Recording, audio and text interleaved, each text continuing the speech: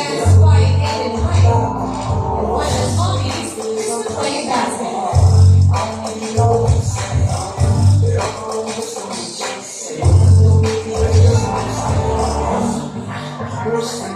Ibigay ko ang lahat na parang business. Pakilan mo ba yung parang hourglass? She didn't know baby but she got me class. Hindi ko kayo pa ako siya.